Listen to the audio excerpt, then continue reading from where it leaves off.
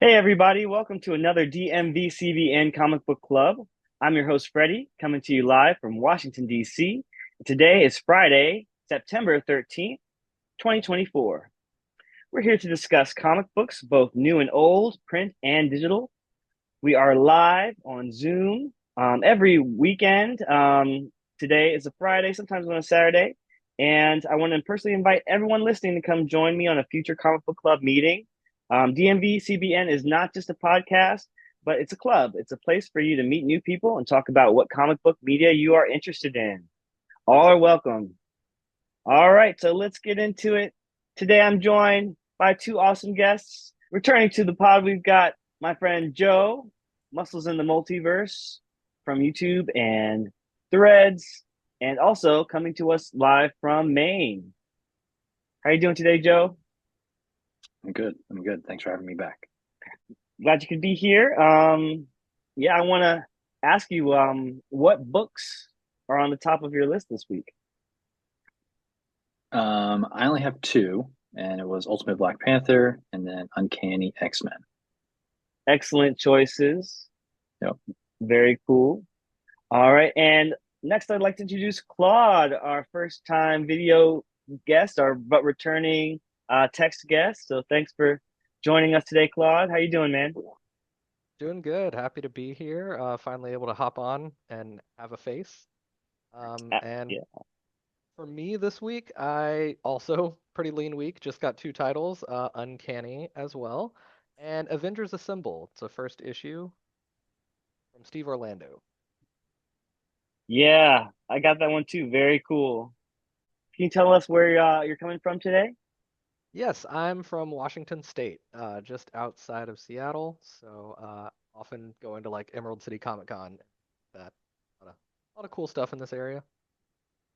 Very cool. Yeah, like I'm from DC and you're from the other Washington, the state. And yeah, I Fully guess we're representing the Washingtons. right, and we're coming to you from coast to coast. So we got some good discussion for you guys today. Um, I guess I want to show you the books that I've been looking at this week. So here's my list. Yeah, I read Avengers Assemble, Ultimate Black Panther, number 8, Uncanny X-Men, number 2, Wolverine, number 1, and Amazing Spider-Man, number 57. And there's a few Infinity books that I also read. The X-Men from the Ashes, well, I caught up to number 14, and that's the most recent one. And then House of Harkness, number 3.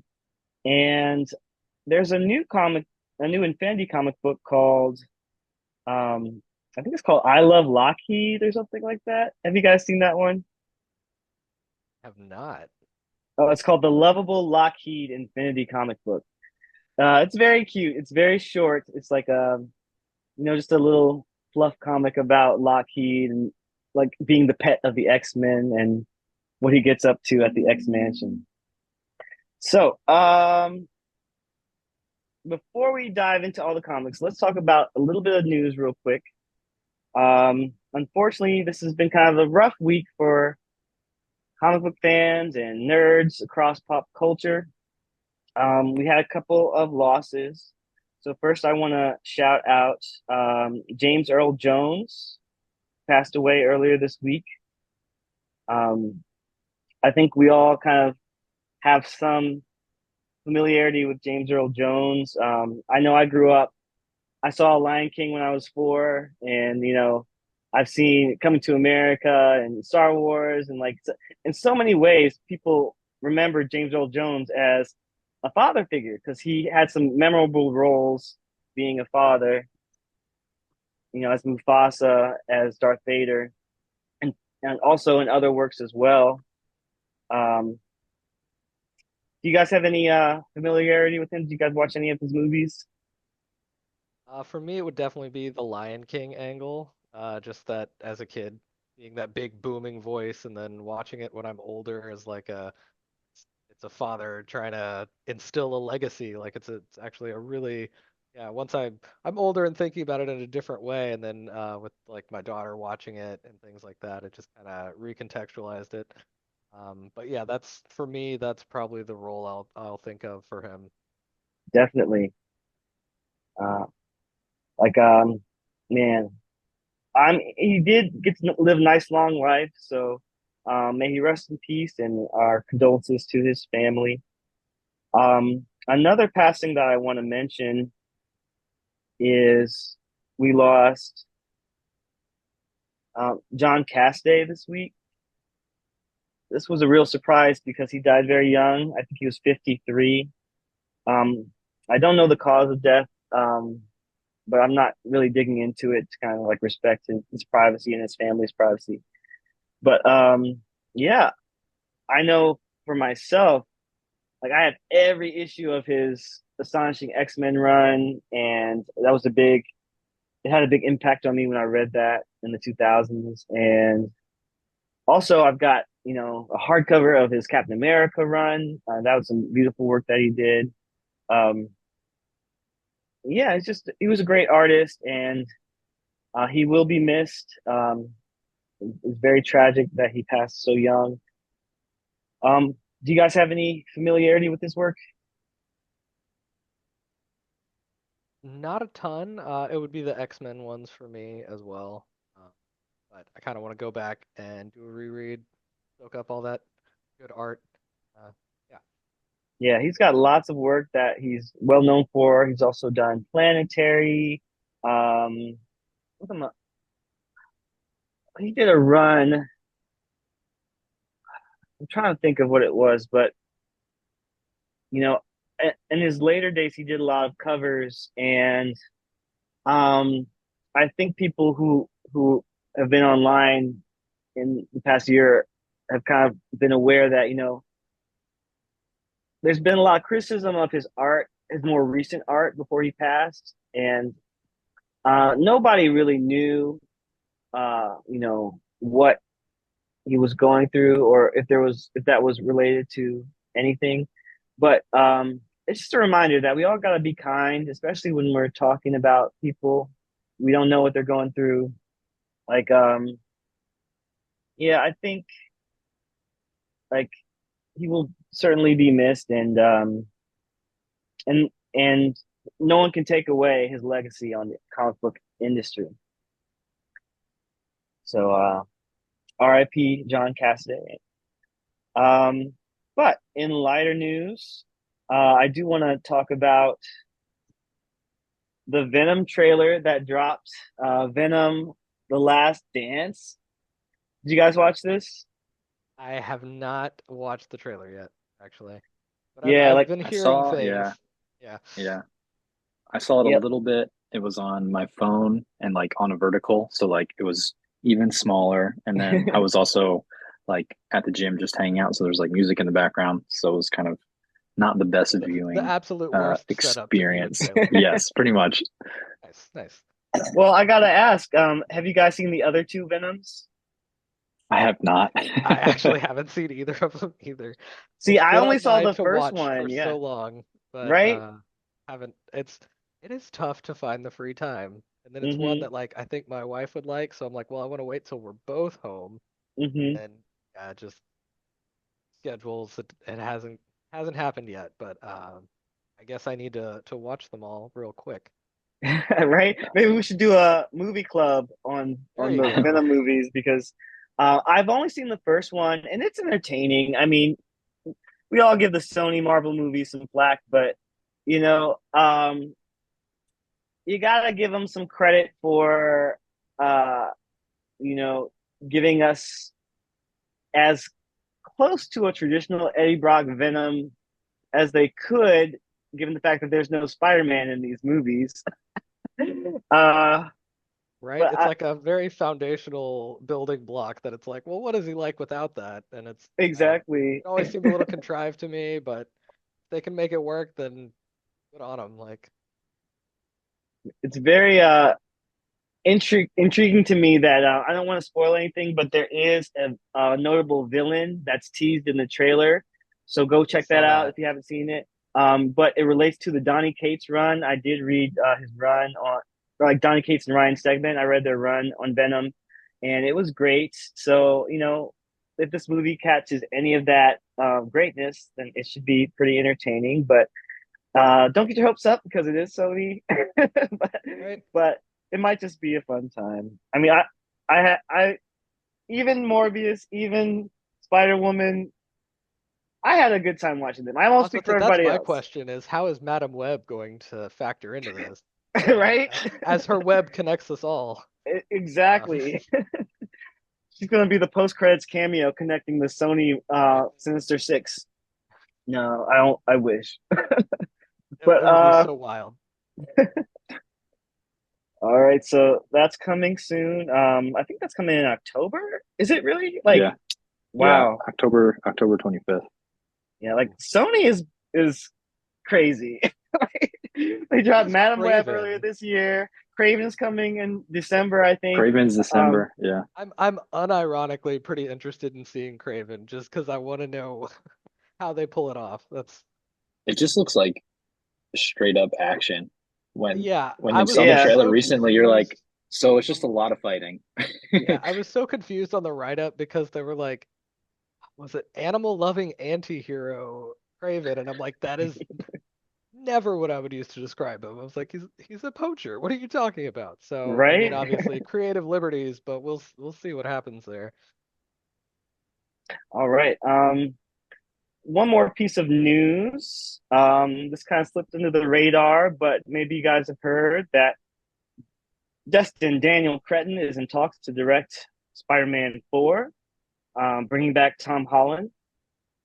Um, so I don't know if this is like confirmed yet, but this is what the Hollywood Reporter is saying.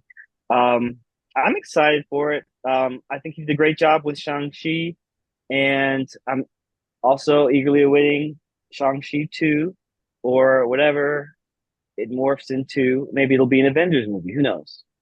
What do you guys think about this?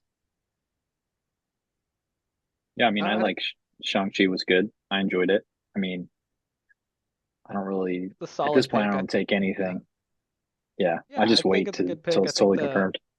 action will be good, which is great. That's what, if we can get some cool. I'm not sure exactly how much he was behind the fight choreography being so awesome in or Shang-Chi, but it would be cool to see a different view of Spider-Man's action. Agreed.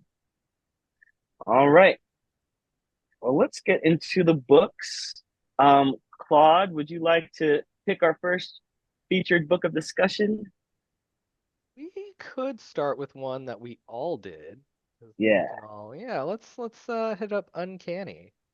All right. Great choice. So, Uncanny X-Men #2 by Gail Simone, David Marquez. Um, this book continues right where we left off, where four young teens with powers are encountering the X-Men at their hideout, and we learn more about them. And we also get some excerpts from the private journals of Charles Francis Xavier. We learn about a new woman who sparked interest in him during his time at college. Um, yeah, what do you guys think of this book? Um, you can discuss spoilers if you like, or you can keep it spoiler free. It's up to you. I don't. It's just we've all read it. Okay, yeah, I was wondering. I was like, how spoiler light do we need to be? I mean, it's pretty easy to talk vaguely about this one if you.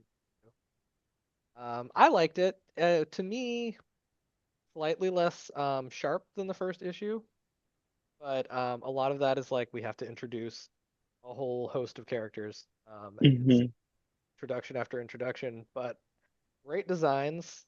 They seem interesting, and you've already got hints of characterization already in there. Um, New backstory stuff for Charles. That could be interesting.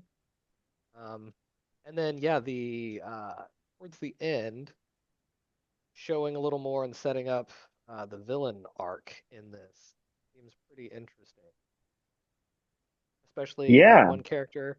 that's in the clutches of the villains. I guess I won't say the character, but it's someone that you could see Gail Simone writing for sure. I'm like, oh, it's interesting Definitely. that this character is going to be in here because yeah, that seems like her style of character to write. So I'm excited to see more. Agreed. Yeah. What about you, Joe? Any thoughts on this issue? Yeah, I really liked it. I thought it was another good, like, great, another intro and like from the ashes, especially in Uncanny. Since this was mostly, I would say, most people's favorite book so far, for the most part. Although there's a lot of good hitting ones. The thing that just like gets me is, which is like so confusing, is like one Charles again. It's just like why how does he always have these ladies hitting on him? He's just like this weird, silent guy. And you had Charles mentioned has this too on mad Threads. You're like, game. I don't understand how this is happening. Just Yeah, he is such a unreal ladies' range. man. He's been with Lilandra. He's been with Moira. He's been with and he even mentions them in this issue. He also was with what is her name? Amelia Vogt. That's a deep cut. Who else was he with? Um, I feel like there's been more ladies, but we're introduced to a new one here. Her name. Oh, also Danielle. I think is her name. The one who the mother of David Haller. So Gabrielle Oh Haller, yeah, I think yeah. is her name. Um, Can't Legion's remember. mom. Yeah. So I like like that he even in his journal he's flexing. He's like, before these two other amazing women, secretly there was another amazing woman. And it's like, all right, who's reading your journal that you're like he's definitely using this journal. It's gonna show in the future that he's trying to pick up another woman with it, clearly. Like, right? Who come is on, reading Charles. this journal though? Is it Rogue? It Right? would be Yeah. cool for the journal to show up like physically. Yeah. I don't It's got think to that play a it part. had. Maybe Oh, like the but villain is also, leafing through it at some point. That would be I could see that. so I think we got to shed a little bit of spoilers here because there already has been a theory that okay, so the woman who introduces herself to Charles, her name is Sarah, and she's blonde. She has a lot of blonde hair. She almost looks like Rogue, but blonde. And then there's also another blonde character introduced later in the book, and her name is Calico, and she seems to have some kind of powers. So the theory is that Calico is Charles and Sarah's daughter, maybe. Like Gail Simone even teased this that we might meet a new mutant who's related to a famous mutant that we already know. So I mean that could be it. I kind of hope not because this would be the third bastard child of Charles Xavier. He's had Legion. He had who's the other one? He had the daughter of him and Oh, Lalandra. What's her yes. What name? is her name? Xandra, I think. Yep, Sandra. I was Yeah, like, it's she has some the fusion of their names. I know that. yeah. It's got I've the seen X it. Yeah, there, it's like, and then so Calico, maybe she's another, but she claims that she's not a mutant. But maybe this is yeah, just self hatred. Who knows? Or maybe she's a different variety of mutant. We have no idea yet.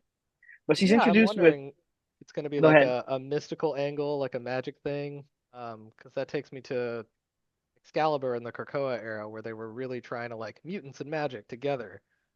And I don't know, it never fully worked for me, but I think we're still gonna get some of that with like Gambit and the artifact he has right now. I feel like it's Yeah. gonna take some inspiration from that run. And speaking of mutants and magic, it dawned on me that like three members of this team, we have Gambit, Rogue, and Jubilee now, who were all on Excalibur in the Krakoan era.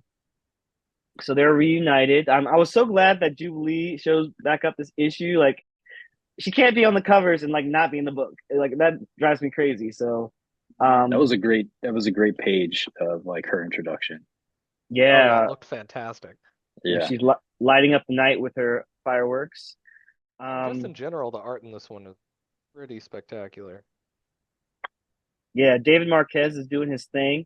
Um I think Tom Brevoort gave a um I think he was talking about how much he wanted to really promote David Marquez to being like a headline Marvel artist and get him on one of these big books like this. Um, so we are interested. We are introduced to these new characters. Um, we it's a little bit, you know, standard in the way we're introduced to them, but I mean they are interesting, and the artwork makes them appealing. So in addition to Calico, we have Jitter, who seems to have some kind of temporal powers. Uh, Yeah, I think power-wise, Jitter is going to be the most interesting one to me. I've kind of got a soft spot for like weird time and speed type stuff. like as soon as I saw that one panel, I was like, I hope every other artist who ever does Jitter can capture this kind of Do that, coolness. yeah, because Yeah, it's so kinetic. yeah. And then we've got Ransom, who's from Buenos Aires.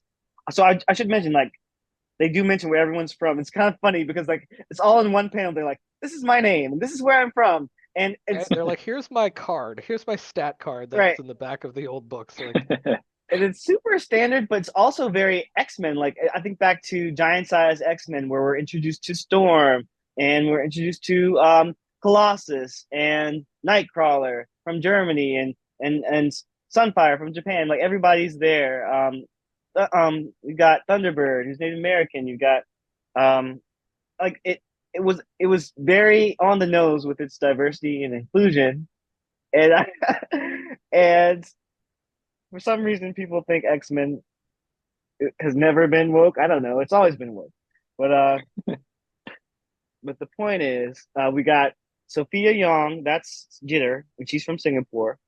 We've got Ransom, his name is Valentin Correa, and he's from Buenos Aires. We've got Death Dream, who is his name is Hotoru, and he's from Kyoto. Joe, you and I were talking about Kyoto when we were talking about Scarlet Witch the other week. So I wonder if he has any relations to Right? those I thought, characters. That yeah. would be cool. And then we've got Calico, who's Becca Constance Simon Pinette from Clintwood, Virginia. Shout out to DMV. I don't know where actually I don't know where Clintwood, Virginia is. I don't know if it falls in the DMV, but it's not, well, you it's can adopt a her still. You neighbor. can, yeah, you Yeah. claim her. It's fine. If she's cool. If it turns out she's awful, then you can like, nope, sorry, that's outside the area. Well, she does have a super like pretentious name. She's got like four names. They all sound really hoity-toity. I do love a good giant As I name. was reading it before I read Clintwood, Virginia, I was like, I'm reading her name. I'm like, she's going to be like French or like French Canadian or Okay, something, I was right? like, And then was it I the goes only one doing an accent Clintwood, with it the whole Virginia. time? That's not what I was expecting. I was like, Simone Pinet. I was like, oh, she's Yeah. definitely, yeah, I was doing the same thing. I was like, Yep.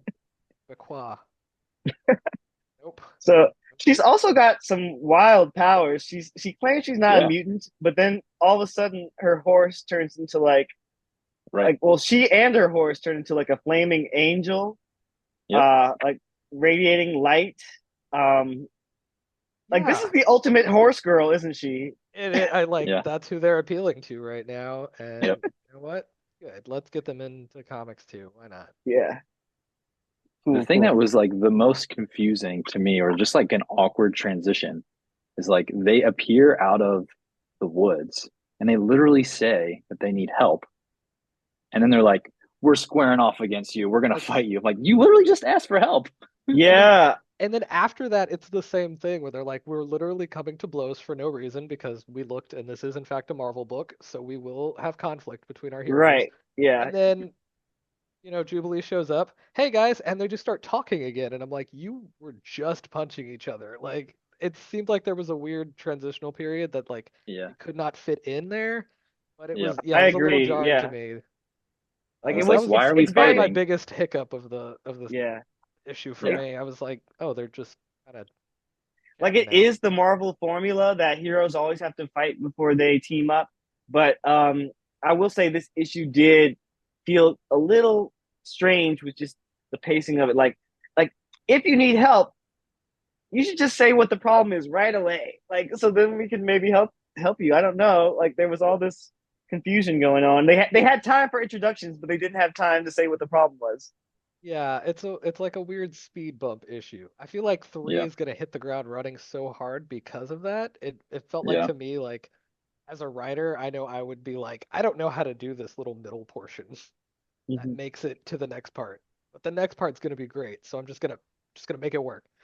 Um, that's And what you it gotta seems. take some time to introduce these new characters, or else they won't land. I gotta say, these new characters they do remind me a lot of Kieran Gillen's run when he introduced Generation Hope and like the Five Lights. He had, just like Jitter reminds me of Velocidad, who had kind of Oh, true. speed powers, and then you had the what Zero. I think he was from I want to say Japan, and he was also kind of like Death Dream, kind of a Yeah, he was. goth. It was, and it was also like kind of reality manipulation based. I mean, we Hmm. don't really see much from Death Dream, but yeah, I wonder. It is actually super similar. I didn't think about that. And it's so How? funny that uh, Death Dream is like the biggest Debbie Downer of the group. Like, it's like, or I guess you could say Dougie Downer. Like um, he immediately makes Logan see all the people he's killed. But then it was kind of funny how Logan was not really phased by it. Like he just like snatched him up and was like, I've made peace with this. It's cool. yeah. Dang. I know. I'm like, does that mean? 'Cause I have to pull in other characters. Would Ghost Rider's penance stare do nothing to Logan? Because he's like, nah, I'm fine. Like my guilt No, doesn't hit me anymore. Like, Ghost is Rider he turned okay? Ghost Rider turned Logan into a Ghost Rider. Like That's right. That's right. he was Very Wolverine, recently, Helvery. Yeah, I and haven't gotten now around to it. right, and now apparently his son Dakin, yeah. Akihiro, yeah, is now the new Wolverine. I have to catch up on that stuff too, but it's wild. It's apparently very popular too. Um, Percy, all right? right. That's Benjamin Percy. Mm-hmm. Um, yeah, we don't get to see what um Ransom's powers are, do we? I couldn't really tell. Could you tell? He just No, but looks I've seen an no. info sheet about him. I don't remember what it was, if it was like a preview thing, but he's apparently like he's got a black hole in his chest. Oh, okay. So we do kind of see him get like zapped and goes through his chest, but he's fine. So maybe that has something to do with that. And he seems kind of strong, or at least willing to throw a Yeah. punch, like at Wolverine. I So mean, yeah. that's interesting. All right. In So, general, mhm. sorry, to piggyback on this with introducing new characters, how do y'all feel about having, like, in a few different books now, more mutants introduced? With all the mutants there already are to choose from and put into the book, like, Yeah, that's a great what's your question. temperature on there? Like, do you like it?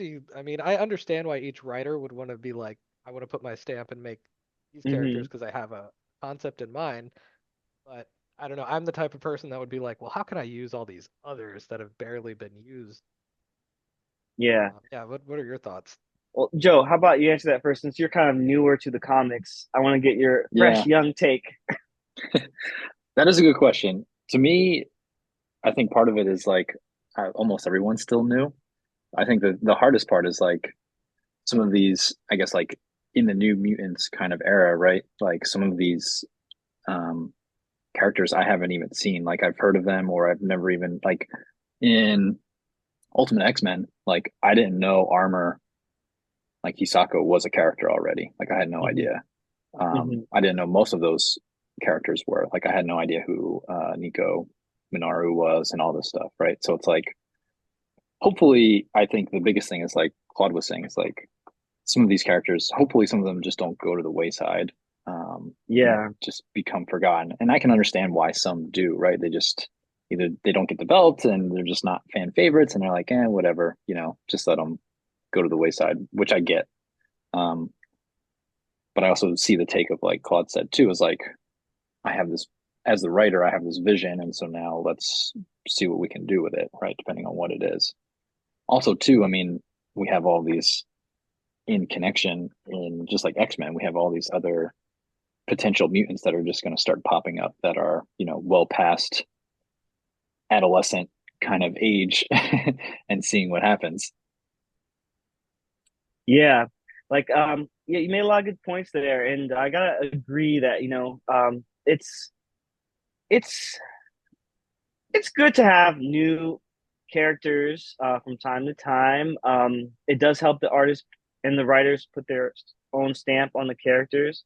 Um, you always got to balance the new and the old in these kind of comic books because there's really not a lot of there's only so much forward momentum they can have like like as far as aging these characters up as far as developing them. So I get the impulse to bring in new blood, but as a long-term reader it does get kind of um, I guess you could say annoying because like you said we don't know if these characters are going to last or if they're just going to fade to the background or even worse become cannon fodder. Like the worst thing is when you find a new character that you love and then one writer spends all this time building them up and then the next writer comes in and kills them just for shock value. I was Like gonna this has say happened, a school bus full of mutants. right? A school Some bus people full of might have mutants. wanted to learn more about, but no, they just Yeah, that died. happened to the new Academy X kids. um and then like I'm thinking about the Avengers Academy kids and how they were brutally murdered in the arcade games. And um yeah, stuff like that. Like it can be very frustrating. But then again, in comic books, no one who really matters stays dead. Eventually, it's like a rite of passage. Like you die and then you come back, and that means you got some Yeah. lasting value. But I don't know. It is kind of hard for me to get into all these new characters because we have four new teams in Uncanny X-Men. We have it looks like maybe three new teams in Extraordinary X-Men. We have um a couple new characters in X Factor. Um, do we have new characters in regular X Men, like an addictiveless X Men? Not too many, Only that, only the one that they found, but that's about it. Nothing like right? new. Yeah. Yeah, but they do have that whole mystery of like people turning into mutants as adults. So I don't really know what the overarching direction for the books is right now. Like I go back to what I said before Fall of or Rise of what's it called? From the Ashes. The ashes. Um, I said that I wish it was just one or two books because I feel like they would have a bigger impact and feel more, important Yeah, rather it's a than lot of having like, directions to be looking mm-hmm, in. And then absolutely, because they're all new, you're like, you grab them all and it's like, well, what do I want to focus on? yeah. So hopefully they'll It's been become more tough. clear as time goes on, but they definitely like to have a lot of options for people. So and like you said, Claude, like the one of the other frustrating things is making space for new characters means that all these old characters are not even Yeah, it just involved. keeps getting a bigger list of the unused. Right, and then Um, and then they kill them all in like a genocide. Like the annual or every 5 years comes the genocide, which is another I frustrating think thing the about being an reason it X Men fan. frustrates me is because I'm one of those people who will just like latch onto a really small character and be like, yeah, they're gonna be awesome eventually, or like just seeing them in the background every once in a while is cool because Hmm. eventually some writer is gonna be like, well, let's put them as like full on supporting cast instead of just a backgrounder, things like that. So I mean, it's making more of those to grab from in the future. But like you said, if they all get blown up on a bus, then it's not gonna be super useful. But I mean. Nothing. I mean, you can add more toys to the toy chest, I guess. Not the worst Yeah, thing, yeah, especially if they're good. Like if they end up super awesome and they're being made by phenomenal writers. So like, see how it goes. yeah. They got to pass the quality control check. Yeah, definitely. You gotta get resurrected once. Yeah, but I will say, you know, I don't know if Uncanny is my favorite of the new books so far. I mean, I think it's pretty good, but you know, again, like we just said, with a mix of new and old characters, I feel like it's still trying to find its balance and its direction. So, out of the debut books, I think I like Extraordinary X-Men the most because it really took its time with delving into just two characters, maybe yeah, basically two characters, and it's kind of like setting things Yeah, up. I just caught up on, or just not caught up, but I just read that first issue this morning, or finished it because I had misplaced it somewhere in my apartment and found it. And yeah, I really dig Exceptional. Yeah, do you have any more you want to say about it, real quick? I feel like I'm just complaining about things. But I had one issue with it, and it was a lot of the framing of how Kitty was like saying everything out loud. Like, who is she Okay. talking to? This is the only thing that bugged me was that. But as far as characterization goes, it's really, really good.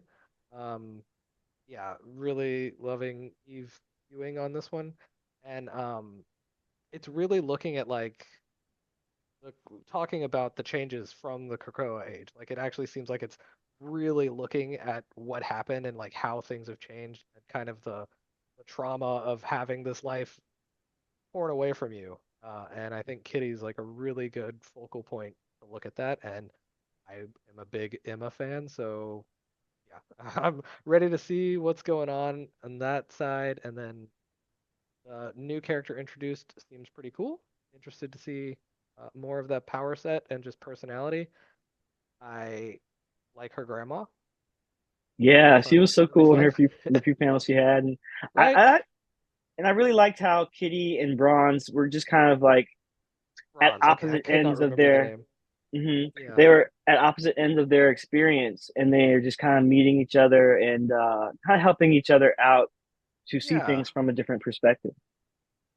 Yeah, and I So think one on one until the other two new ones join, like mentorship role there is really good for both characters. yeah, um, but back to Uncanny X-Men, I do want to mention that in this issue we see the opposite side of the phone call that we saw in X-Men number 3. So Rogue and Scott are having a disagreement over, should Rogue storm the Westchester prison that's been established there over the old mansion. Um, what do you guys think of that? Of that disagreement? So I I don't know. haven't I'm kind kept of up like, with adjectiveless X-Men actually. I read the first one and then I was like, it didn't grab me right away, so I didn't read the other one. So I only got this half of the phone call. Okay. So I don't now I remember know the that there's more to the it. other half as much. I feel like we see it all in this one, right? Is that right? Yeah, it's pretty much the exact same Okay. conversation, Yeah. except I think at the end of it, when Rogue hangs up, Cyclops says, and that's why her name is Rogue, I guess. I shouldn't be surprised. Yeah. But yeah, they're definitely setting up some conflict between the two teams. Yeah. Um, I mean, I guess if you're going to have multiple teams, then they got to have different agendas or directions.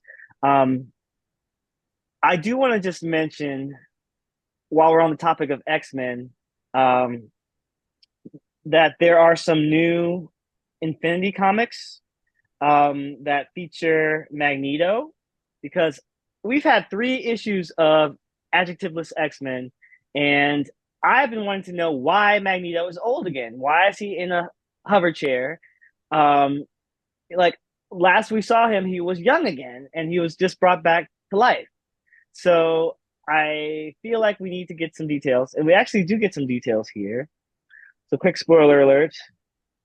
Um, we find out that Beast has been sequencing Magneto's genomes, and that his telomeres are degrading at an alarming rate. Um, so he's worried about Magneto. He's investigating this for him. And, I think, I guess if that's the explanation we'll get, I'll take it. Hopefully they'll dive into it more.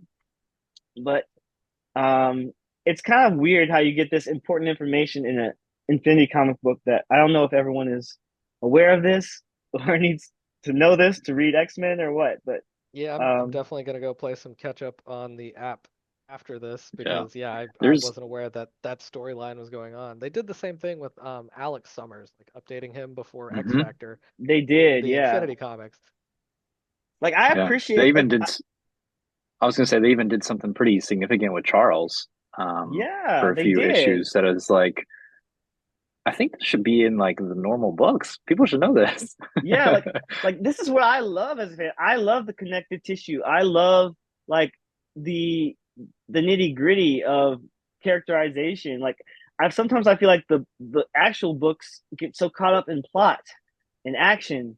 I want to see characterization. I want to know where the characters are at right now, how they got there. I don't want them to just show up in media res and just be like, oh, we're off to a battle now. Like, that's I don't know. It frustrates me, but I'll give them time. Like they get at least 6 issues to kind of set things up and declare where they're See, if going. they want to put more value in their trade paperbacks, what they do is just put these Infinity comics before the necessary full comics and not raise the price.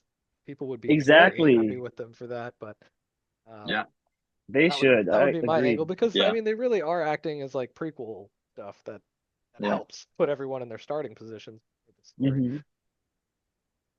All right. So any other X-Men thoughts about this week? Nope.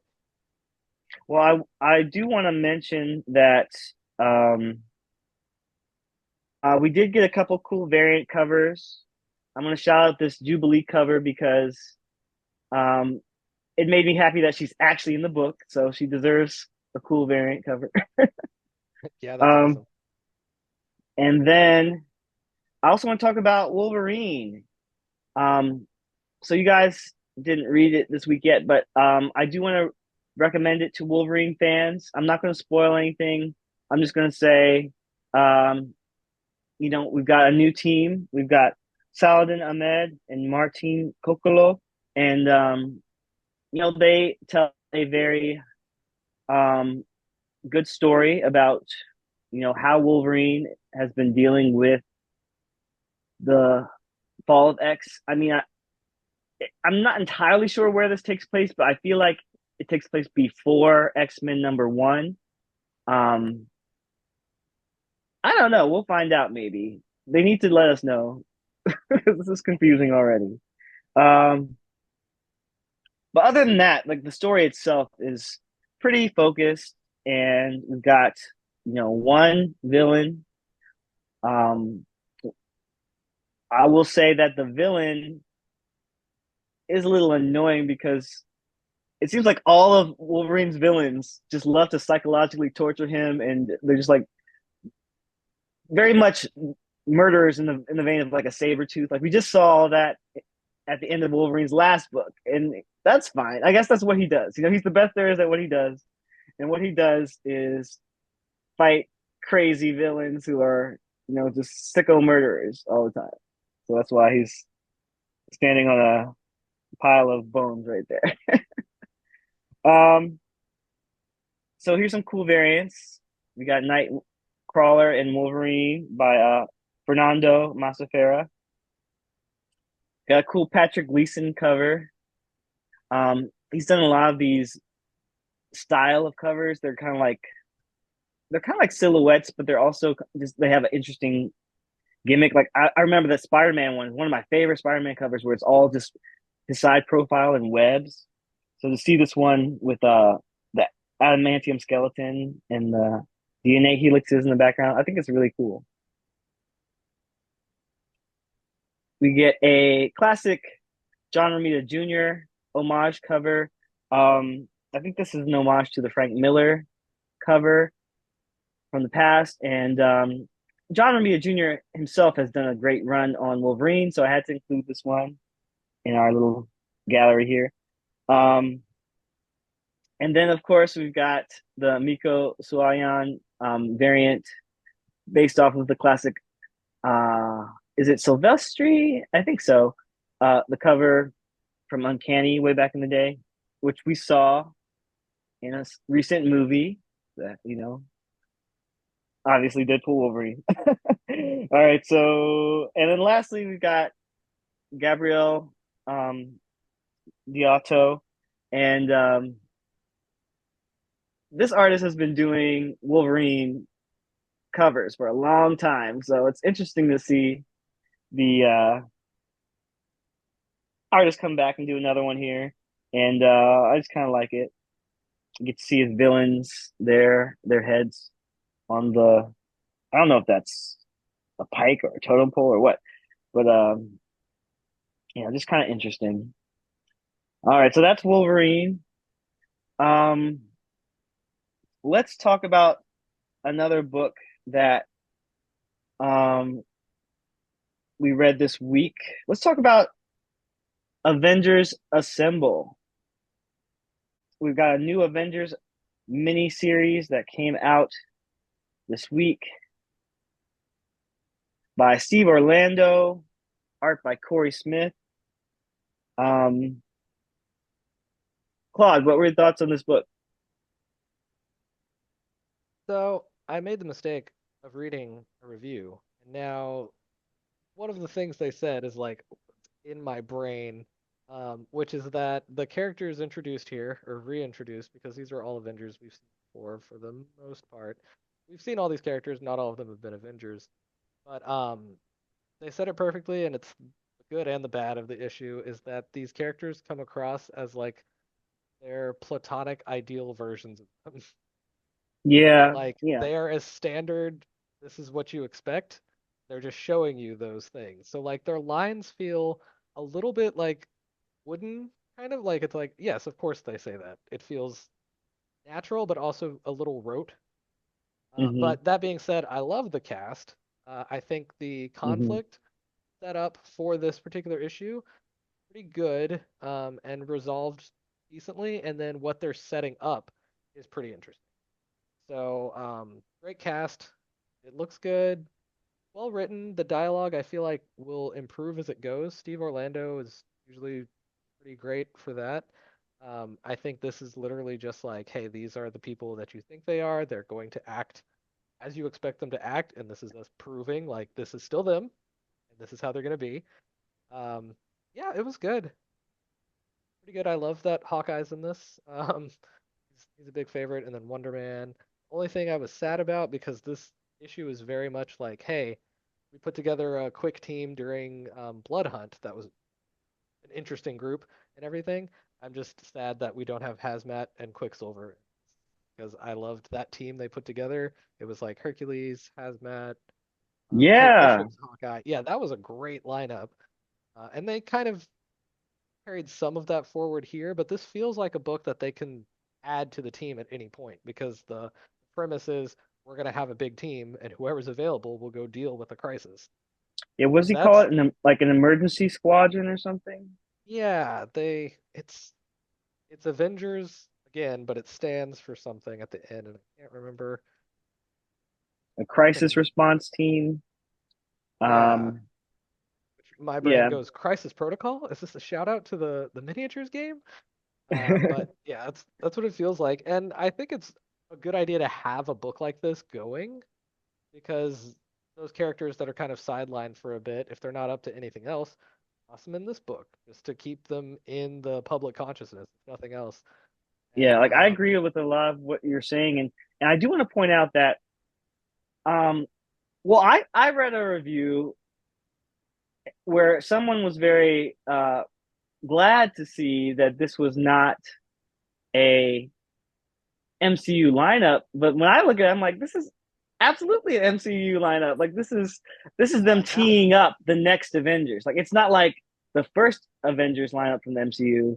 This is who could yeah, coming conceivably up. be on the next team, I think. That's a good point. So I guess what we need to do is look out for Lightspeed to hit the MCU now. Right? Not like that was an interesting choice. You got Lightspeed, you've got Living Lightning. Is that not him? Not Living Lightning. No, it Is is. that his name? Yeah, I believe so. Uh No maybe that's his Surrender. name. Yeah. So I maybe they're just, showing how expansive this team can be. You've also got Night Thrasher from the New Yeah, Warriors. And these are just characters who aren't on that main cover there. But when you look at the characters on the main cover, pretty much everybody except Steve Rogers is, in the MCU right now. And they could be on, well, I guess Monica kind of went to a different universe. Who knows? But yeah. it is a big team, which makes me wonder if like this issue, future issues are going to be like, hey, here's a chunk of the team on a mission, and here's the other ones playing poker at home. Like I don't know how often they could use that as the setup. But I No, mean, I these think people are going to be in and out of other people's books, so I guess if it keeps up with continuity well enough, then you've to kind of establish continuity with it at the same time. Yeah, I think someone also mentioned it's kind of like Justice League Unlimited in that way, where you have this ginormous team of everyone who's a superhero, but we're just going to call smaller teams in response to certain events that happen. In That this is funny issue, because that Justice League that's going to be like that again is launching in a couple months. This came out just I'm going to before. have to look at that. I don't know too much about that. Like I'm so behind on DC stuff, but I do love DC. I do want to catch up. So that sounds interesting. Um, I also want to just mention that the main villain of this issue, is a longtime Captain America foe. We have Cynthia Schmidt, who goes by Sin. This is Red Skull's daughter. Uh, I gotta say that was my least favorite part of the book because her appearance was just so one note and forgettable and like it's just stock. Like I'm like, oh, she's just evil and she wants to make everyone Evil for hate the sake of everyone. evil. Yeah, Yeah, and she's gonna worship this goddess of hate who we've never heard of before. And I'm like, this is such like it's just a cheap kind of concept because random way to upgrade a villain that you know into like a more powerful force to fight. The funny thing about that being she's been influenced by gods before, so this has just right. become a recurring thing for her. They She's a even god in love mentioned with it. Fear itself, like the whole event where she had a Yep, much bigger role, was a much more threatening fleshed out. character. Yeah, that Yeah. too. And so now it just seems like she's some has been who's just trying to come back for one more, round of glory. But I think that's part of the point though, because I don't think Steve Orlando is at all interested in you know, giving Nazi type characters a big profile. And on top of that, we do get a setup for some other villains. I won't spoil who, but they have. It seems like they're going to be the main plot of the storyline. And then lastly, I would say about Sin, like it did kind of remind me of if you guys read X of Swords or Ten of Swords during the Krakoan era, like there's a villain named Genesis who has like a similar deal. Like she has this helmet of hate. So it feels kind of like a, a ripoff, but I'll allow it. Like it's not the main thrust of the issue or the main appeal of the book for me. So I'm Yeah, I I'm think she'll excited to come just see the back main too, but cast. I mean, yeah, she's, She might. it's a Yeah, good she first, like, just here's introducing the book. We need someone we can get out of the way quickly. Why not? exactly. There is a funny tease at the end of this book that I just cannot take this character seriously anymore because of WandaVision and the MCU and how just the very mention of this character drives everyone crazy. But I won't spoil it who it is. Read the book to find out. It's on the last page. All right. Let's shift gears and talk about Ultimate Black Panther #8. Again, we have an issue that is written by Brian Hill and drawn by uh, Stefano Caselli. And I think they're doing pretty solid work on this book. We see more about the battle between Black Panther and Khonshu and Ra, and we get a surprising twist, maybe several surprising twists, depending on how you look at it. I wasn't sure. Did they reveal the traitor this issue, or was that just like a twist? I don't think so. If they Okay. did, I missed it.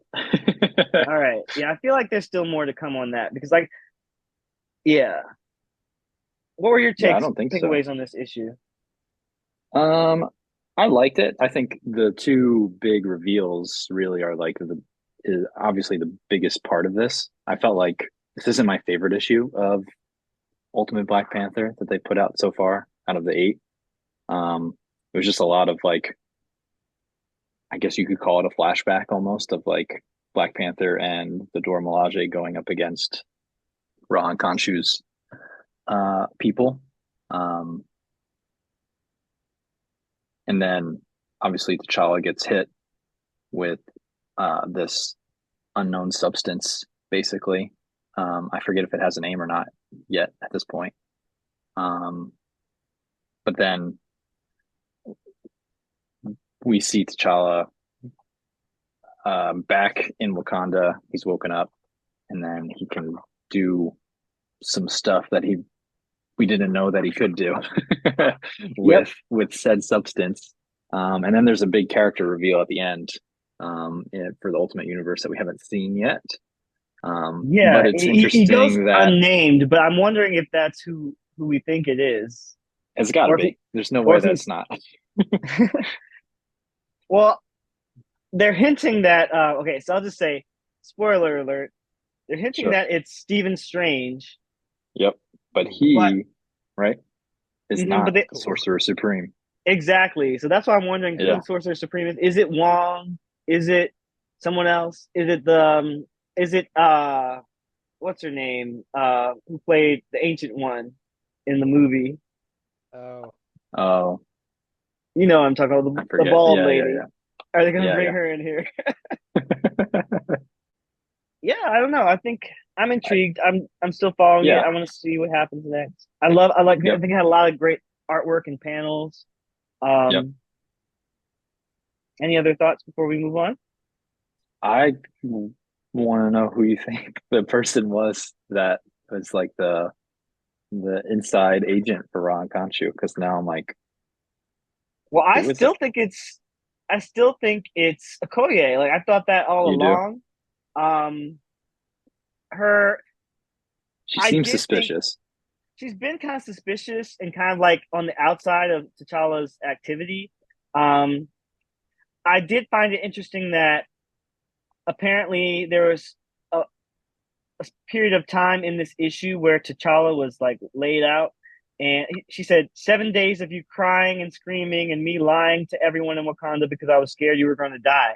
So like for her to have tried to cover up his illness for 7 days does seem like an act of trust because she could have like killed him or sold him out or done any kind of nefarious things if she really was a traitor at that time. But I don't know what to think because that's why I was confused with this issue because we literally see Killmonger like stab T'Challa and like turn evil and against him for a minute. We haven't seen that kind of antagonism between the two in this book so far. Was So I was that like, Killmonger? yeah. So I was like, is he the traitor? It looked like Killmonger, It looks like it's Killmonger, like but the more that you say it, but I assume that it wasn't him. you know what? It might not be Killmonger because he does have like the moon armor on, like the Moon Knight armor. Right. He looks more like 616 Killmonger, and I think that's why I was He does. confused because Ultimate Killmonger has a different outfit, and he's at the end with Storm. So Yeah.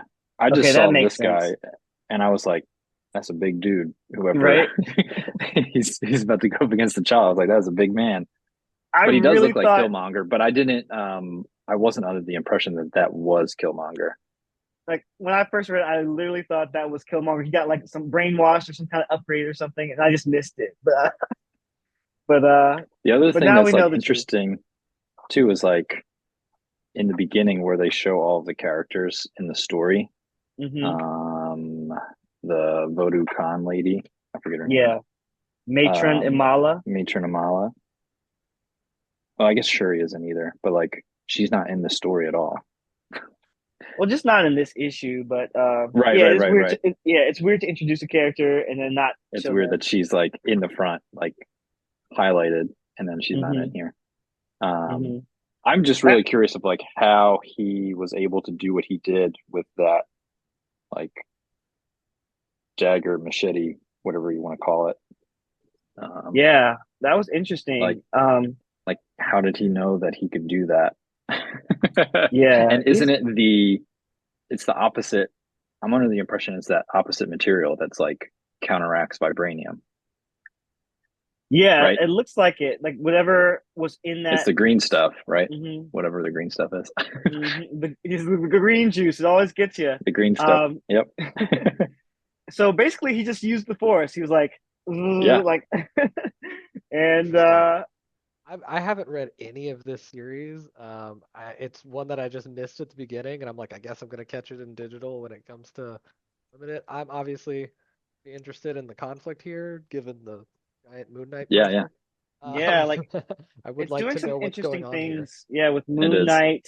I mean, it's not traditional Moon Knight I'm loving like the Mark ultimate Spector. reimaginings, so like that's Yeah. been a really cool thing. And I feel like I'm missing half of the cool reimaginings because I'm not reading Black Panther.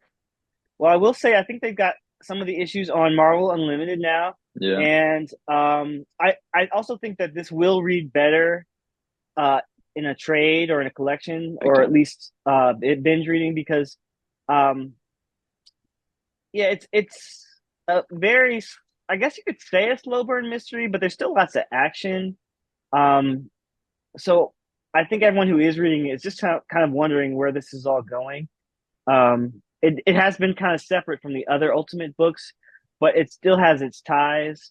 Like I do I think feel like that it has more ties than Ultimate Spider-Man is picking up, but I feel like it's had from the beginning more ties than any like X-Men or Spider-Man. And then the Ultimates came out, like halfway through this run, and that obviously is tying a whole mhm, bunch of stuff Big together. connection. I right, guess Yeah. the one I'm picking up in singles right now is that one. It's been pretty phenomenal. like the one I'm not reading is Ultimate X-Men, but I am reading the other ones, and I think that um, you know I'm still intrigued, like with this overall. Basically, everything connects to the Maker in some way because he has his cabal of evil um, uh, government rulers all around the world doing stuff.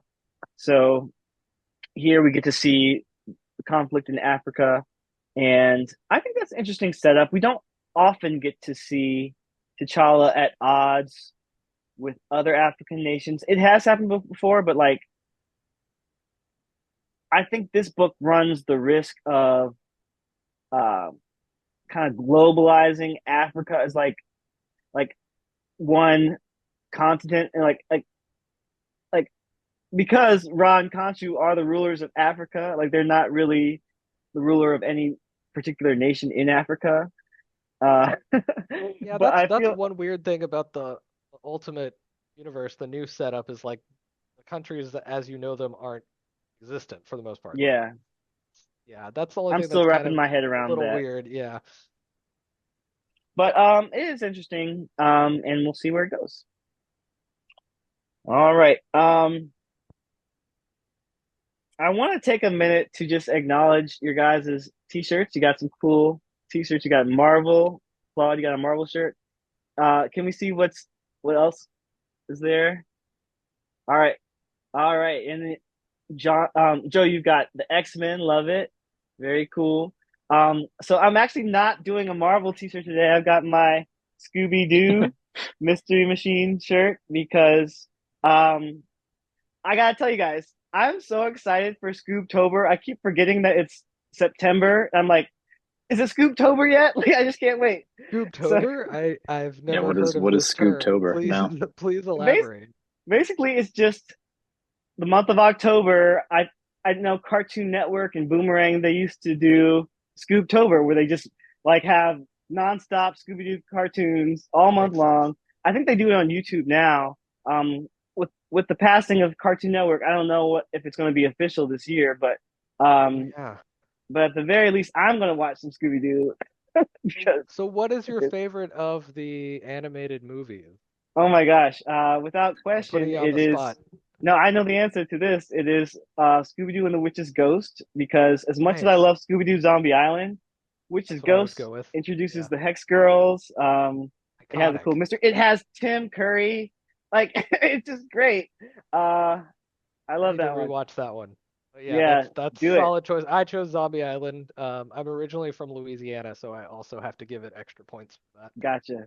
No, it's Bias, if you deservedly one will. of the best ones as well. So Yeah, go watch some Scooby-Doo content. But also, I just have to mention that today is Scooby-Doo's 55th birthday.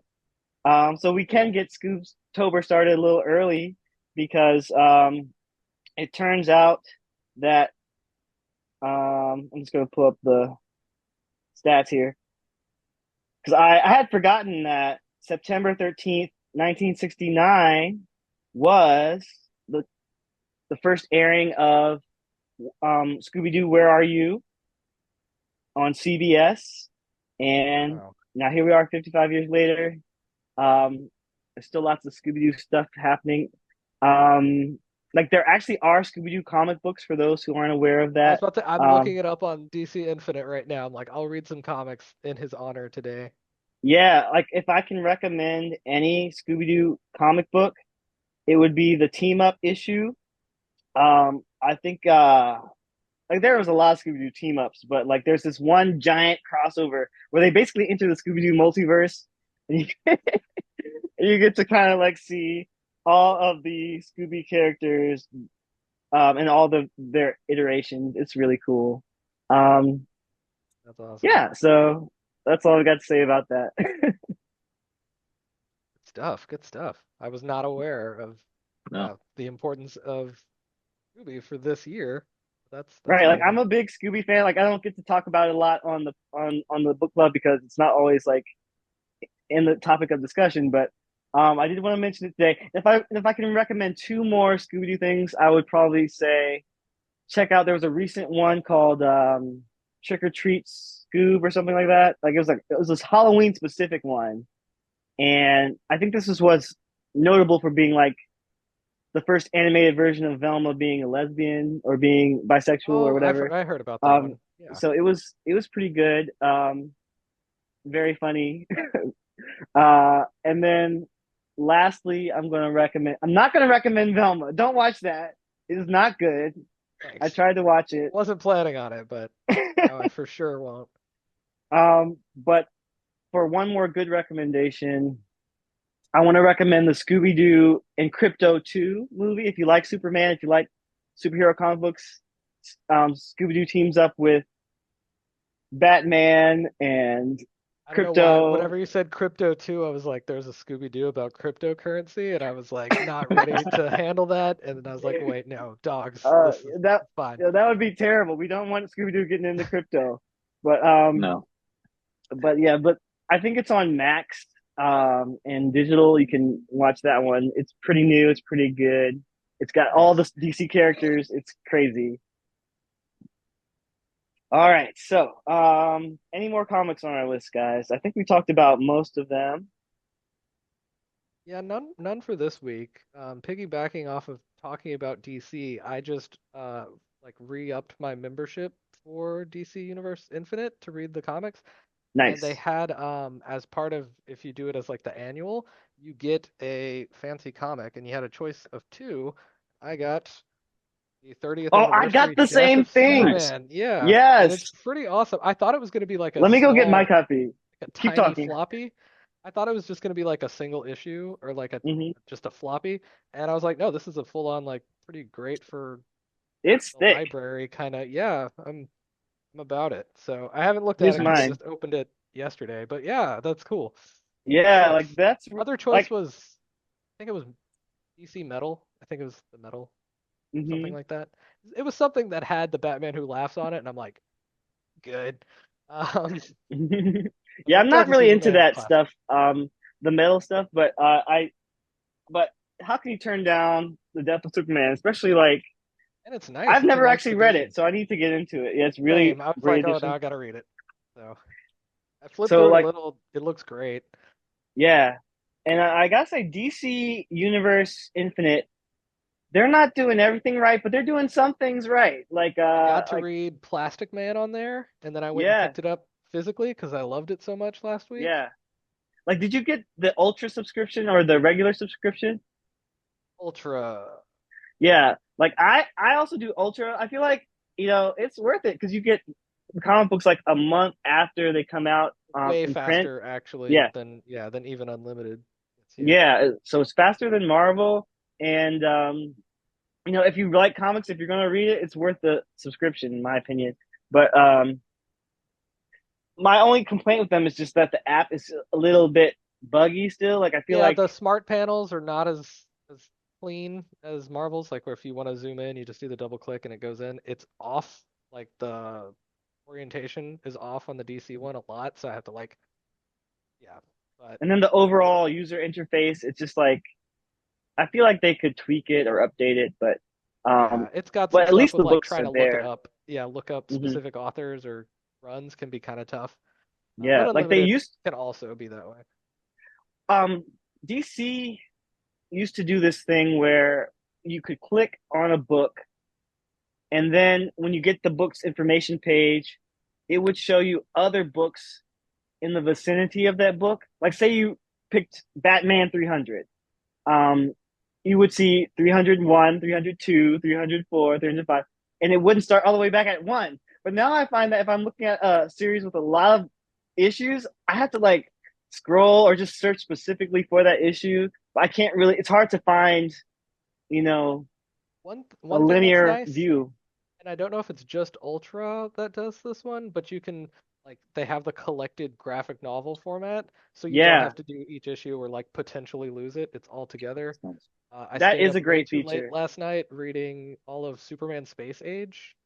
Oh, I love that one. Really That was good. actually that was one of the first things that DMV Comic Book Nerds we did Oh, a review awesome. on. I'll This is have to way look that back one up. before we were doing video, so you have to go on Okay. Apple or Spotify and look that up. But yeah, Yeah, I that will. I book is will. so good. One of my favorites. Yeah. Timeless. I like Mark Russell, and a friend recommended it to me. She was like, if you don't read any other Superman, please give this one a shot and see if you Yes. like the vibe. And yeah, and I met him at a convention. Instead of buying Superman Space Age because it was a lot, I bought another like creator-owned one that he did called Serial.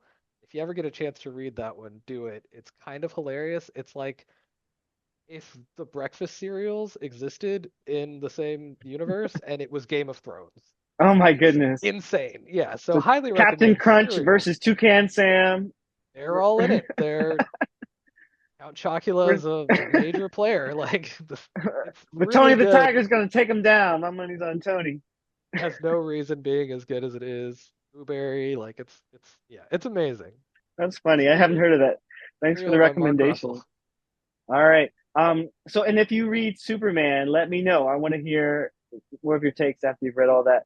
Yeah, There is also a sequel to it called Batman Dark Age, I believe. And I that's on my read list. I haven't read it yet, but like that's Mark Russell as well. Mark Russell and Mike Allred and Laura Allred, like how can I turn that down? Because they did such a good job on other books.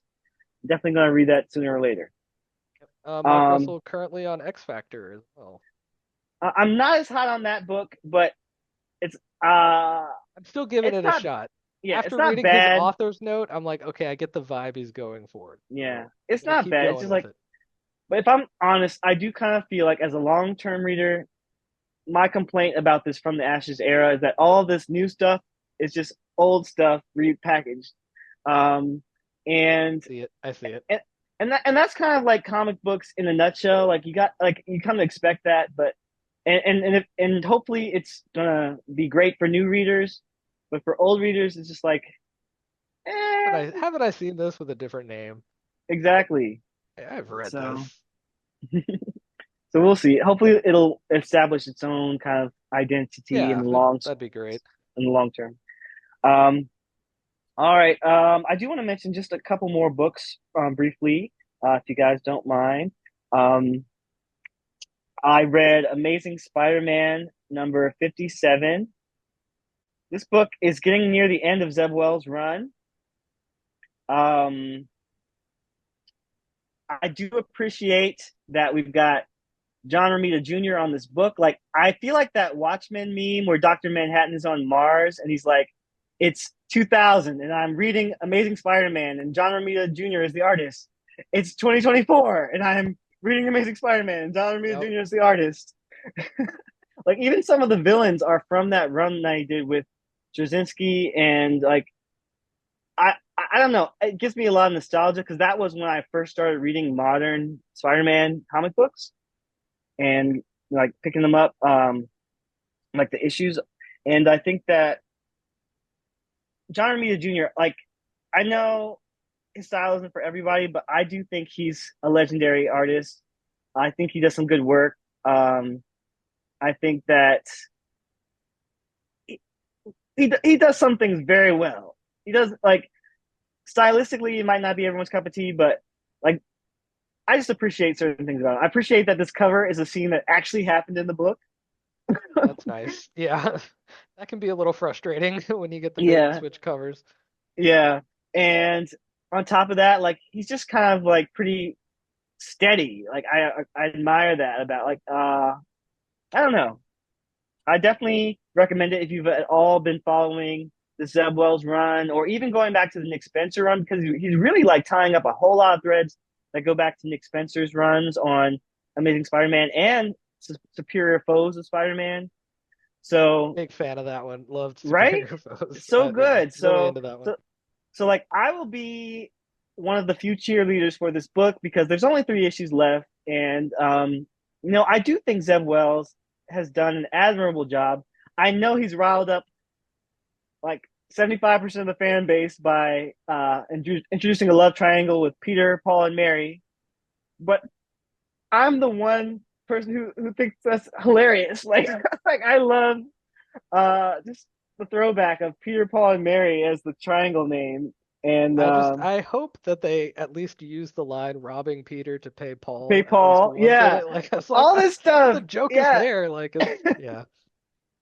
I think they might have at one point. I can't remember, but in general, though, I just think it's clever. I think it's funny. I think the devious part of me appreciates a writer upsetting the fans to a degree, but at the same time, we also want certain things from our books as fans, and I get it. Like I understand why a lot of people don't like this book, but again, in the long scheme of things, they're just trying to give you some classic Spider-Man stories with some classic characters.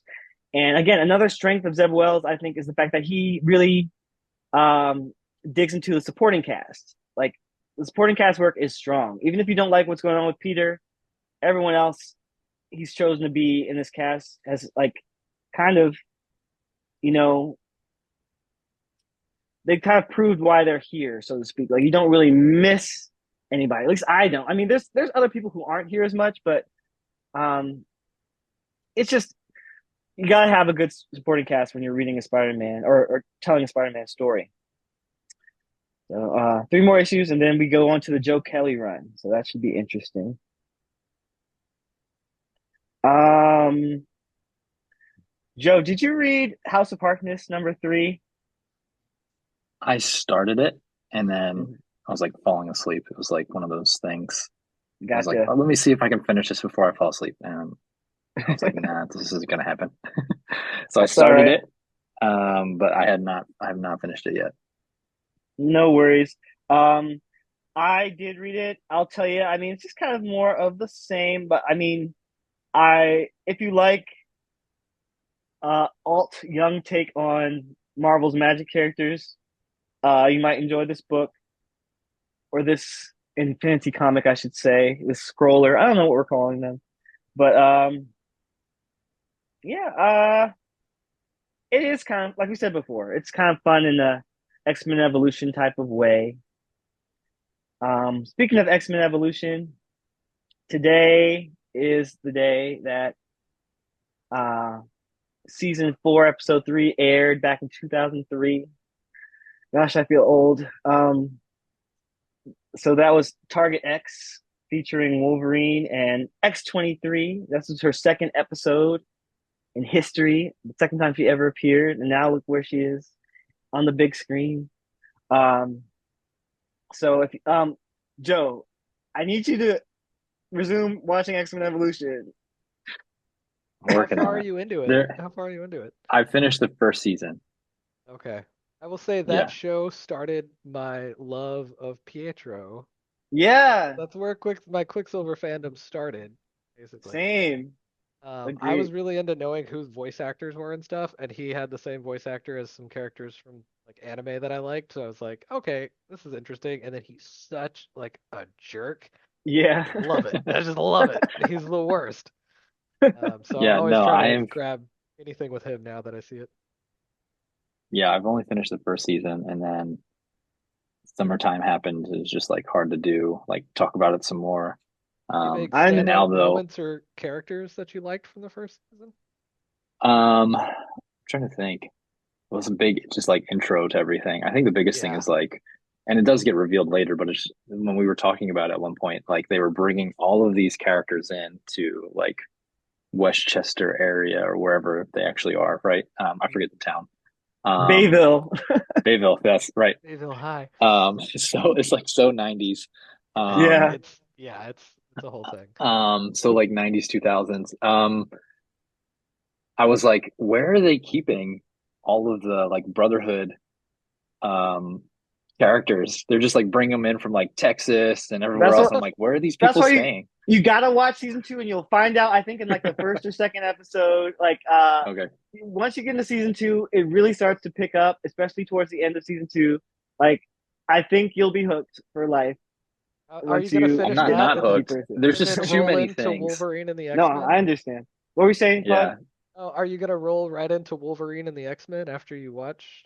I probably will because I like as I'm on I Disney haven't Plus and I seen see all of all that these one. animated shows, I'm like, man, I've probably only seen bits and pieces of some of these, but I'm like, I gotta watch this Wait, Spider-Man. have Like I you started seen watching like Earth's Mightiest Heroes? I Oh, haven't so seen it, good. but I've heard It's it's so so good. good. It's great.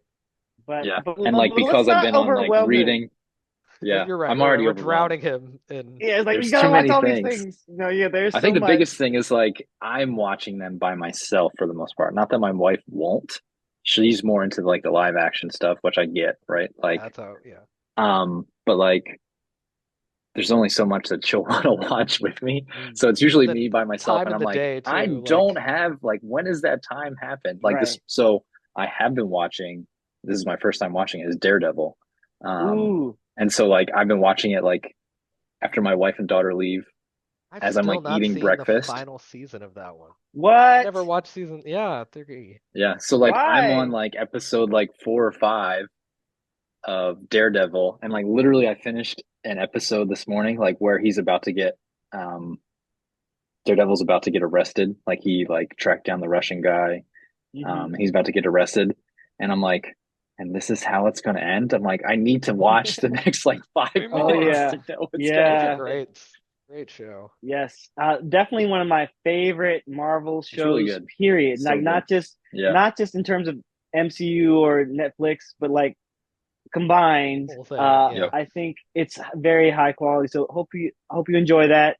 I hope you guys get to finish it one day. Um, and then come talk to me. Tell me. I mean, tell me after each episode you watch. I'm here to listen yeah, because it's a yeah. good time, I mean, Agatha's going to take up a lot of time coming up soon, and that might be right? all on my own for the most part. Because one, I'm not a Mhm. big doesn't look Next super week. horror. Yeah, next week doesn't look super horror, but there's aspects to it, and I am not a horror fan, and my wife Yeah. definitely is not. I was gonna say Okay. So for it's me, like, that's one I'll definitely get to watch because anything Halloween, my wife will love. So she's there gonna you be go, all about that series, and I'm like, yes, nice. I will actually keep Awesome. up with Awesome. this one then. Yeah. Like me and my boyfriend are rewatching WandaVision in the lead up to it. Oh, It's that's a good been idea. fun, Yep. and then we're excited for Agatha. I think we're gonna have a good time with that. And Joe, you're saying you gotta watch these shows alone, but I just want to remind you, you can always watch it with us. We're gonna do our watch parties, or I guess book clubs, or whatever you want to call it. You know, we're gonna Yeah, be yeah. discussing this stuff every week. Um, I think, like I said, I don't know if Discord or other apps will be a better option. But if anyone is very tech savvy and wants to help me out with that, let me know. Just shoot me a message.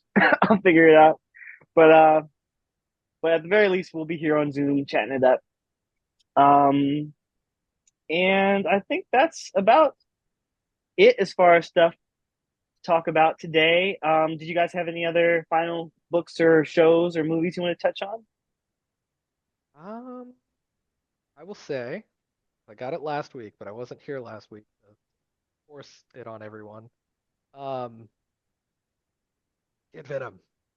I don't know anyone Venom, that's Kid reading Venom. it. I don't know anyone that's reading it, but they just got a reprint of the first issue, so some people are picking it Oh up. wow, It's Yeah. it's really cool. Great art. Very different from the rest of the Venom stuff currently. I will Like it. say, shout out to the Key podcast because I heard someone on that show was reading Kid Venom too. So you're not alone. Nice. I know I was in Um, their comment section talking about it one time, so maybe that was me again, but I don't know. no, I Um, swear it was. I saw you there, and I saw someone else.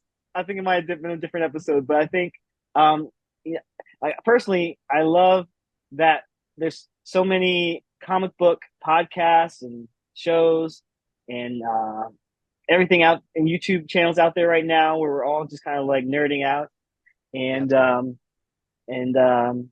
yeah, I definitely want to hear about even the books that I'm not reading because like I might have to go read them now. Yeah, there's a Dark Horse one that I've been reading called Paranoid Gardens. If we have this next week, I will probably have the next issue of that, and I can talk about that one too. I'll see if All I make it right. out to the store this week. Yeah, and speaking of next week's comics, I just want to pull up the list of everything that's coming out next week so we can kind of just talk about what our top choices might be. All right, guys, so here's the list of new comics that are coming out next week on September 18th. We've got World's Finest. We've got Superman, Ultimate X-Men, X-Men number 4, Wonder Woman 13, Avengers 18, Hulk 17, X Factor number 2. I'm not going to read all the books, but you can kind of see here. Um, yeah, I still need to catch up on Absolute Power. Like I'm intrigued about that event. I just haven't had a chance to kind of catch up yet. I've Uh, resigned myself to jumping on after the event because there's some good books okay. coming out right after that kind of been out of it, and that's where I want to jump on DC. Well, these look good. I Batman: The Long Halloween, The Last Halloween, number 0. Now that seems kind of sad. Like, we fans who are familiar with the original Long Halloween by Loeb and Tim Sale, you might know that Tim Sale passed away a few years back, and so I guess does this mean that they're going to have some unreleased artwork by him? I don't know, or Yeah, maybe it'll be some other artists on there as well. I can't really tell, but that looks interesting. Um, we got Dazzler number 1 for X fans. I think I'm grabbing that one. Yeah, something to keep Got multiple our men eye in it, on. so. Ooh, Power Cool. Fantasy number 2. Power Fantasy number 2. Yeah, we gotta read Let's that and talk go. about that. I finally just read one like yesterday, so. Oh my gosh, tell me your thoughts real quick. Awesome. Loved it. Chilling. Yes. Yeah, and just the book has a ton of style, which Yeah. Gillen Like for me, it's seems kind to of find like, artists with, a lot of flair. hmm it does feel kind of like a Kieron Gillen alternate X-Men book or alternate Marvel thing, because it's like he's done so much work for Marvel and X-Men, but here he's in his own universe with his own characters. He can kind of do his own thing, and it's like no holds barred. Pretty cool. Um, what else am I reading next week? Um, I don't know, but it looks like a lot of good stuff. I can't believe X-Men is coming out again already. I feel like they've Not had the three next re- three X-Men, they've really. had three releases in like the last like every other week. Yeah, It man. I just don't think seems I'm not complaining. I'm like, this is a lot. yeah, Like you it's a I don't. faster than usual frequency. I don't Yeah, think it's you're like used to the bi-weekly. bi-weekly schedules. Like No. they do this with Spider-Man a lot too. Um, I think they're still doing it with Spider-Man. I have to be Um, choosy. There's more books that I thought that I wanted coming out this week, so I'm gonna have to figure out how to narrow that down for budget. right? Like Yeah. every week X it's a struggle. Factor, Dazzler, Power Fantasy. There's a Valiant book I want to check out because they're kind of relaunching everything. Hmm Yeah. But And keep then I would like to get I've been reading Fantastic Four, like the current run on Unlimited because I started late. I would love to get uh-huh. like a trade, but every trade is like there's still the small versions of like it's like 4 or 5 issues. And I'm like, yeah, I it's don't want to not a buy lot. 4 or 5 issues. I swear they used to be 6 issues all the time, not 4, but I don't know. They just seem tiny now. Yeah, I'm Yeah, like, they well, I don't want this. yeah, they're really skimping on trade collections these days. Like, there used to be six or even more. Now it's down to four. Stuff the I'd Infinity And rather just Comics in wait it. to get Build like it the back whole up. run.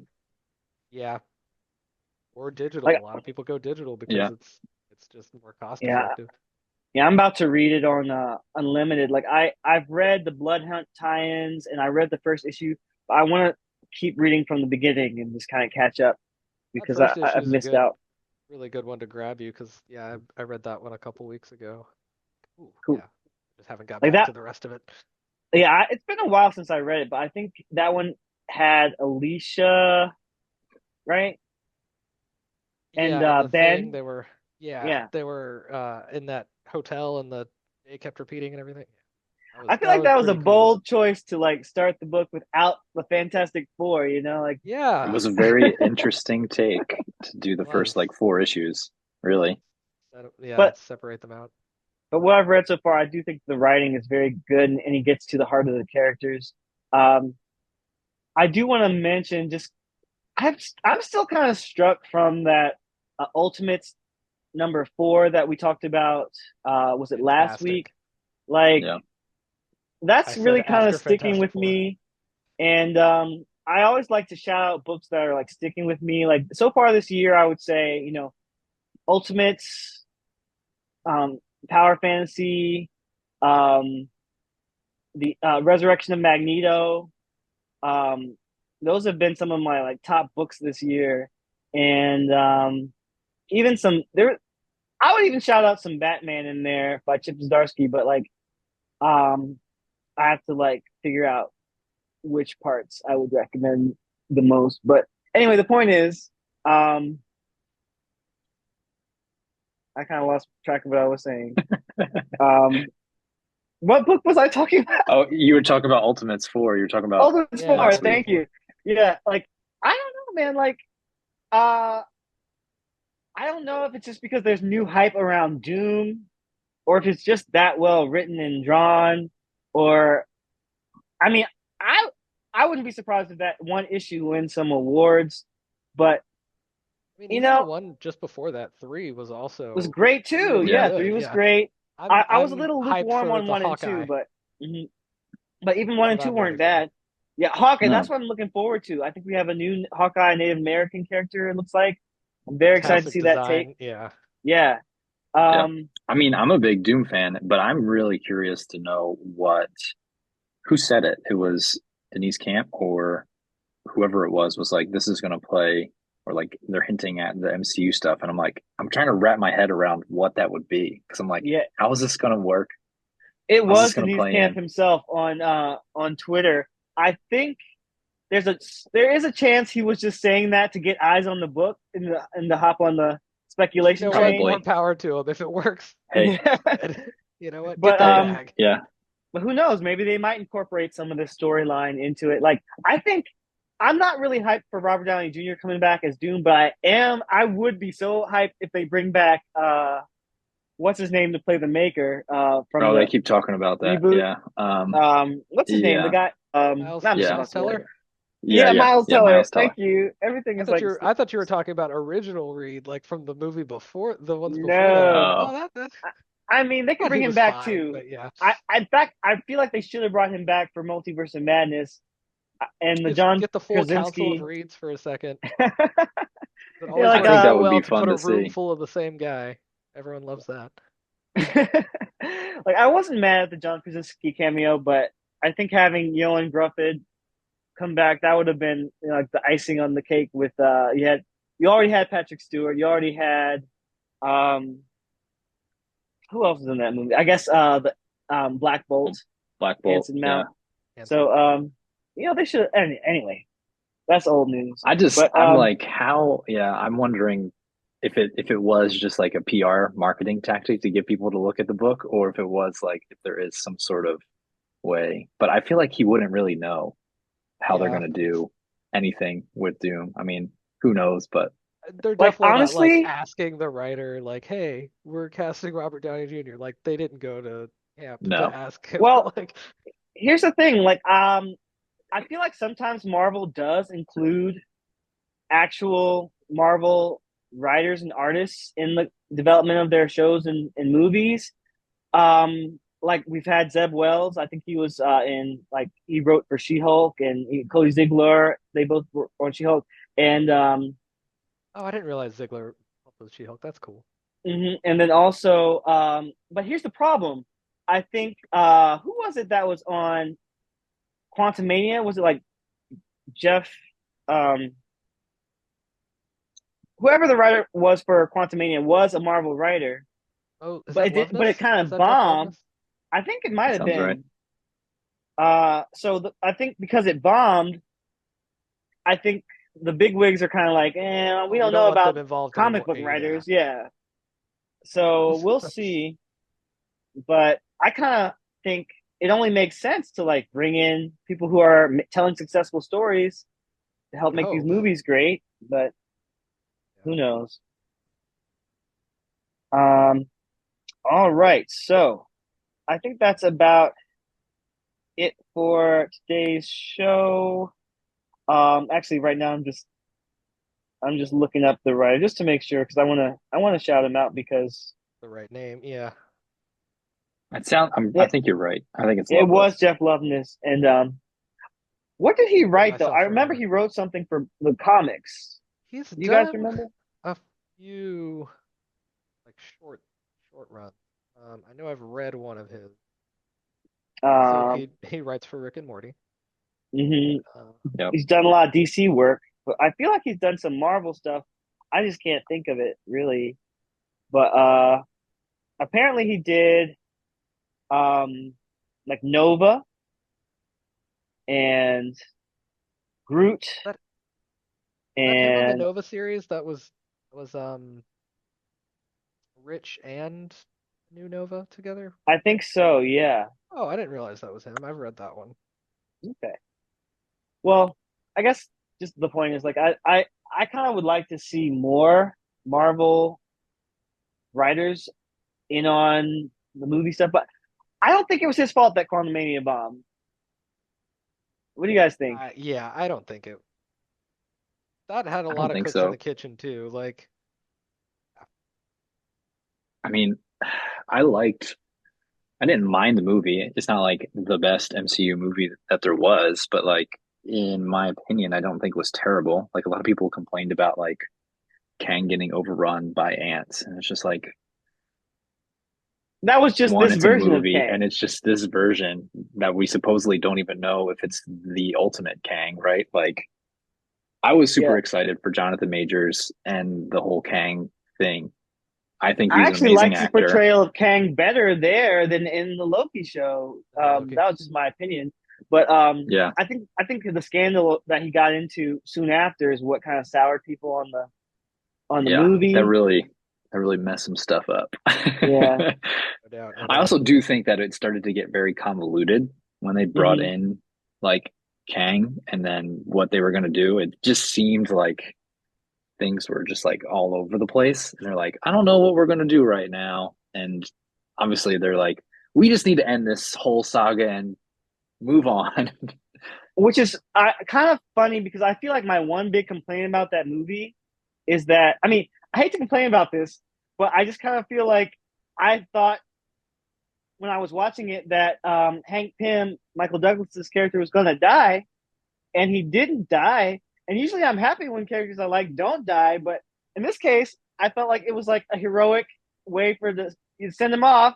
Like, but Michael Douglas is literally behind the scenes going, "Let me die!" Like he wants to die to show off his acting chops, but Yeah, like give me that scene. right, Yep. like and then on the reverse of that, Angela Bassett did not want her character to die, and yet she had to like die and Wakanda Forever and give this commanding performance, and like it was great, but it was painful to watch. So it's like I don't even know what I want, but I will say it would have been a more decisive ending to that trilogy if they had said goodbye to the old Ant Man and let the new Ant Man kind of continue to do his thing. And the cast of those movies can only stay so big. But Hmm. you know, Right. it's like you can whittle it down a little once you have everyone Yeah. Yeah, give Ant-Man his Uncle Ben moment, Like I don't I know. think I think every hero should have an uncle. I just think it's like, to me now, knowing more of what I know in the comics, the fact like I understand that they're going to end the multiverse saga, but in my mind, like after reading comics, I'm like, there's always a multiverse. Like there's always like it like never goes away. Yeah, once you let that cat out of the bag, once you let that cat out of the bag, it's out of the bag. There's no putting it back It is Yeah, in. a multiverse. yeah, Yeah. yeah. In fact, I kind of love it because I really feel like it's allowing Marvel to take ownership of everything, which is like from a fan perspective, great, but from like a economic perspective, I don't know. But like, but they're basically saying like the Netflix stuff, the Sony stuff, it all matters if you think it matters. If you think it doesn't matter, then it doesn't matter. Like you have that And choice to it's kind of all pick and connected by choose. Madam Web. Never Exactly. forget. Thank you, Madam Web. Where would we be without you? We would be lost without her. What a movie! What a movie! I like I not actually to still dwell haven't on seen it, movies so right now. You I haven't seen keep it? Oh my no, I goodness! keep like praising Madam Web as a person, but yeah, no, I'm probably not going After to enjoy it's it when I not, see the I movie. still don't think it's not bad. It's just like you just Why after I does was this done, I was exist? like, what just happened? I feel like I My was in a joke time warp. Yeah, my it's joke theories very about it were more interesting than what the movie was apparently. some of the writing and directing does feel like what were they thinking? Like it feels like very hastily kind of like cobbled or like even just contradictory of itself to some degree. But outside of that, if I'll just say if you read the story it's based off of, like if you go read Amazing Spider-Man Grim Hunt, was that a Yep. Joe Kelly Zeb Wells book? Probably. I don't even remember. But I think it was. Um, Grim Hunt was a really interesting story, and it was about Spider-Man, but then they made it more about Madame Web, who was in the story. So like, and so was some of the other Spider Girls. So I feel like I think from Craven that is the big other perspective, person in it too, right? yeah, Craven is in it. So Craven, maybe yeah. it has ties to the Craven movie coming up. I don't know. As I just think literally after watching the movie, the last scene, like I'm like, this is where the movie should have started almost. Yeah, Like, sadly why are we ending with this? that's the problem with a lot of superhero media. Like they save the what you want to see till the end, and you Yeah, don't like really here's the costume and the name now that the movie is about to roll credits. Like, like Pretty much. like like ah, like I think that's the running joke or meme now when people say, okay, and now the Silver Surfer will get to earn his surfboard, at the end of the movie, stuff like that. ah. Like when do we get to see Velma earn her glasses? Or Professor X earn his bald head, like all that stuff. Um, Uh, but anyway, we're hoping to see Agatha earn her old age in Agatha All Along. That's coming out next week. We're very excited. yeah, I Quick watched shout some out. videos about that today from Cool, cool. someone in this chat. Yes, Yep. yes. Check I out put Joe's out a Uh, new video videos. today. Yep. Oh my gosh, I have to check it out. I haven't seen the new one. All It right. is about her evil family members. And if we may or Ooh, may not, I don't know if we're going to it's see them. pretty There's really cool. no Yeah. hints if there's not, but it would make sense. yeah. All right. One last thing I want to shout out. Next week is Baltimore Comic-Con, and I do plan to be there, so I might not be here. But if That's a good there is reason. time in the busy schedule, maybe I will still try to fit in a quick comic club, or we might just have to postpone it for 2 weeks. I don't know, but we'll find out. Um, I just wanted to give everyone a heads up. If you're going to Baltimore Comic Con, let me know. Maybe we can meet up in person, say hello. Um, and I think that's about it for today's comic book club. So thank you so much, Claude and Joe, for joining me today. Really appreciate having you guys on. Thank you to everyone who's listened. And if you enjoyed this podcast, please hit like and subscribe. We are 7 subs away from 50, and that would be a huge milestone for me. So I appreciate all the support. Um, and real quick, do you guys want to shout out any social media? I mean, we already kind of talked about Muscles and Multiverse on YouTube, but yes, go find Joe on YouTube. I'm really just on Threads. I am about to launch a TTRPG campaign that's going to be on Twitch, on a friend's Twitch channel, so I'll be running games there. But yeah, otherwise I'm just talking about comics or tabletop games on Threads. Curly Insane Guy with an underscore. Awesome. Yes. Follow Curly Insane Guy, follow Muscles in the Multiverse, and follow DMVCBN on Threads. We love talking about comics and all kinds of fun things over there. And until next time, friends, Excelsior! Bye.